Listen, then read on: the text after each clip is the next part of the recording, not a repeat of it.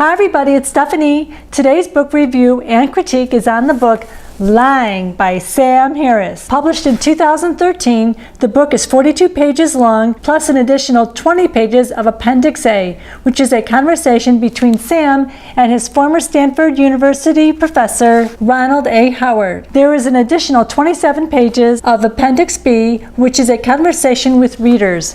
Can you believe it? A conversation with readers in book form? The book's purpose may be, as author Sam Harris states on page 65, a manual for unenlightened people like himself to avoid future misery. He writes that he felt like he gained tools to help him diffuse a time bomb inside him. The book describes experiences that everyone will experience in their lives, consequences that result from telling small common lies, and suggestions of what to say instead. According to the book, it's best to say the truth while addressing the situation in full without getting judgmental. Here are some examples. Number 1. If a friend asks how they look in something or if they should lose weight, honesty with stated uncertainty, if there is any, is better than lying because it helps the person avoid future embarrassment and disappointment, and the friend will trust what you say in the future. Number 2. False encouragement to a friend or someone else can just waste the person's time, effort, and money. Number 3. Throughout the book, it is highly encouraged to tell someone who is being diagnosed with a terminal illness the truth, in order that they may say and do things they may not otherwise say and do if not given the opportunity. Number 4. A very interesting one to me is the difference between transaction and relationship. Lying during a transaction is doable, but you get caught by the second or third time, and that ends the relationship before it even gets started. An example given in the book is ordering something on eBay or having a conversation with a salesperson or clerk in person, face-to-face,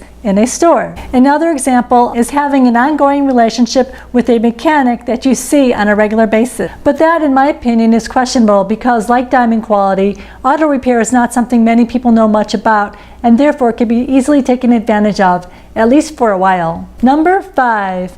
Another example of transaction versus relationship is the idea of extending credit to a known customer with whom you have a relationship. That does not even come into play now with credit cards, where everything is just a transaction. Personally, I wonder what is that important that I do not have time to touch my own money or go try on clothes to see if they actually fit my body before I go out in the world wearing them. Number 6. Another item new to me on pages 85 to 87 was that in different cultures, like parts of India, it is impolite to correct someone. For example, author Sam Harris was on the wrong bus in Haldwani in the north, and no passengers told him he was on the wrong bus after he asked different passengers at different times. He finally found out why. It's impolite to correct someone. The book does not mention this, but if offered a certain amount of money, would they or anyone overcome their cultural norms? I think they would. Number 7.